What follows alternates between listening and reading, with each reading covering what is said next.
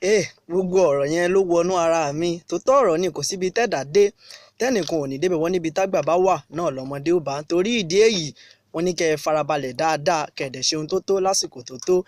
Bẹ́ẹ̀ náà ni ibẹ̀ la máa gbà wọ abala ti ìkejì nínú ètò Kó Máa Lọ Bẹ́ẹ̀.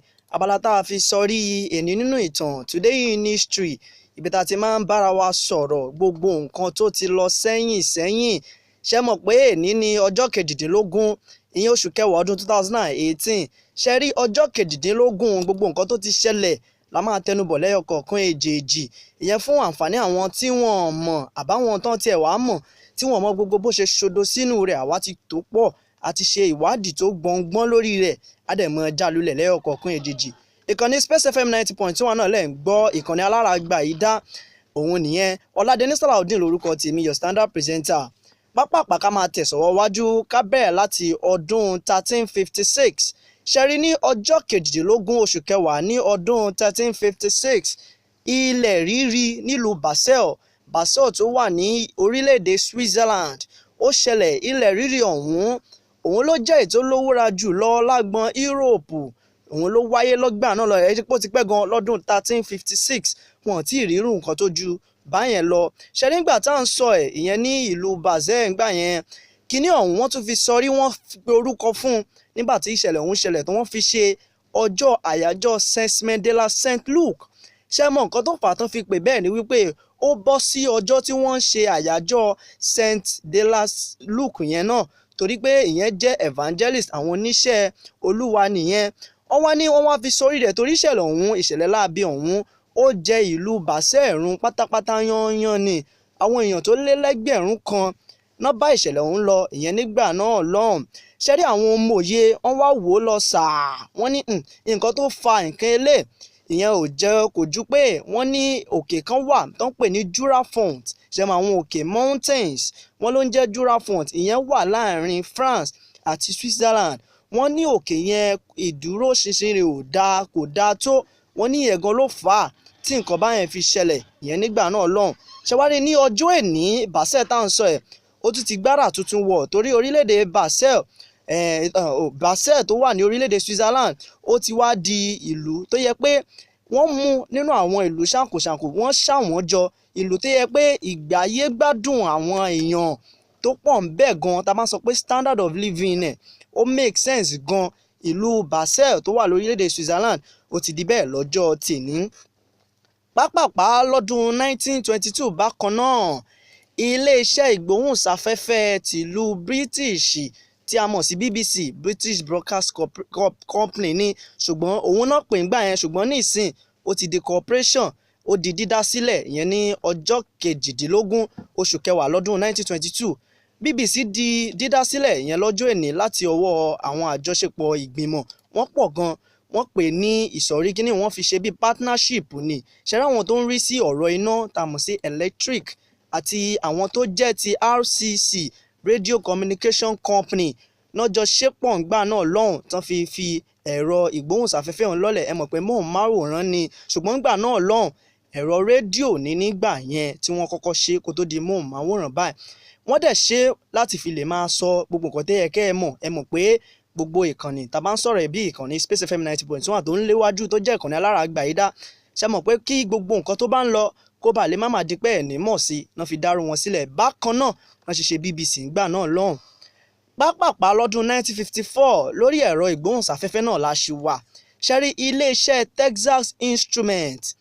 Texas Instrument Incorporation ó ṣe ìdásílẹ̀ rédíò alágbèékiri àkọ́kọ́, àwọn transistor rédíò yẹn tá lè máa gbé níbikíbi tá a bá wà tó wà portable gan. Ṣé rí rédíò ọ̀hún tí ó jẹ́ ẹ̀rọ alágbèéká ọ̀hún tó dẹ̀ rọrùn gan láti gbé ó di dídá sílẹ̀ nìyẹn ní ọjọ́ kejìdínlógún oṣù kẹwàá ní ọdún 1954. Ṣé rí kó tó dìgbà yẹn àwọn rédíò tó máa ń lò ó ní nǹkan kan tó fi máa ń ṣe kó bá lè máa gbọ́ nǹkan tó wà nínú ẹ̀ tá a pè ní vacuum tube.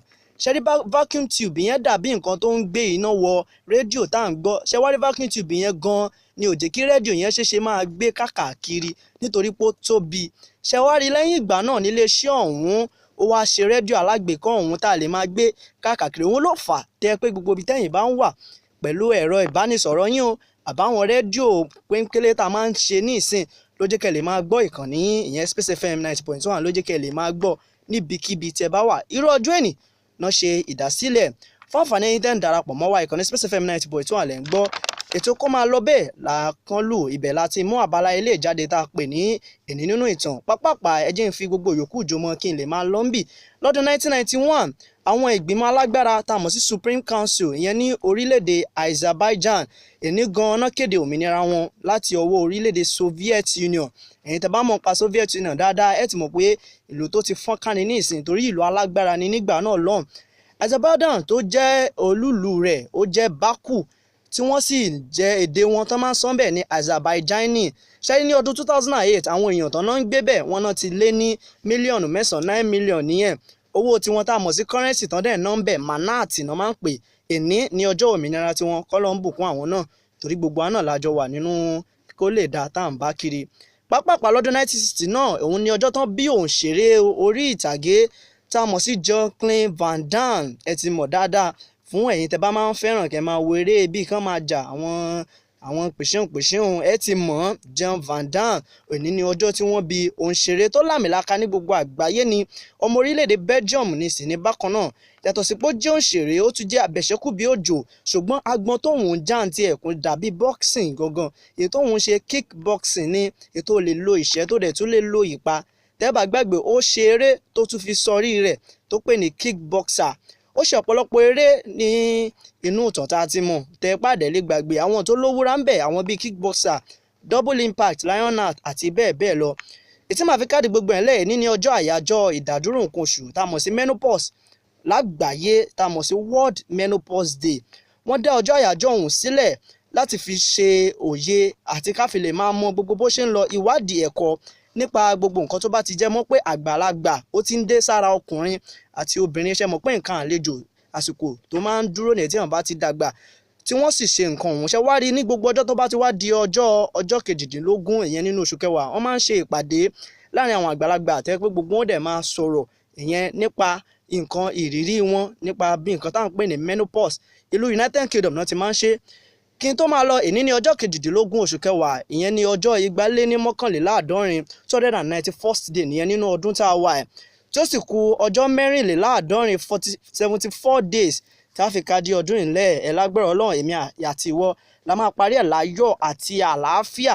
Ká dẹ̀ má gbàgbé wípé gbogbo nǹkan tá a bá ṣe lónìí òun ni ó dìtàn torí ìta ṣe lánàá ó ti ń dìtàn wa lọ́jọ́ tèmi ìta bá tún máa ṣe lénìí òun ni ó dìtàn lọ́la ká gbáyé ṣe rere kí ìtàn kó lè bàa lè máa kọrin rere kì àwa bí àwọn kan tó ń kọrin rere kì lágbára Ọlọ́run èmi àti yín á ṣe dáadáa nínú ayé. Ọládé Sàràdùn lórúkọ tèmi ọpẹ́ lọ́wọ́ gbogbo àwọn tájọ ṣé tí gbogbo wọn fi kọ́ sí lọ́jọ́ tèmi Tìámíyù Adébáyọ̀ olóòtú ètò àwọn ló ń darí ètò òun lọ́wọ́ bíbẹ̀ ètò kó máa lọ bẹ́ẹ̀ pápápá Akínkúnmi Badmus àti DJ Trench Ṣópẹ̀yìn Akínrẹ̀mí gbogbo alájọṣe tí gbogbo wọn fi kọ́ sí lẹ́ẹ̀kan sí Ọládé Sàràdùn lórúkọ tèmi ẹ̀ máa yáṣẹ́ o.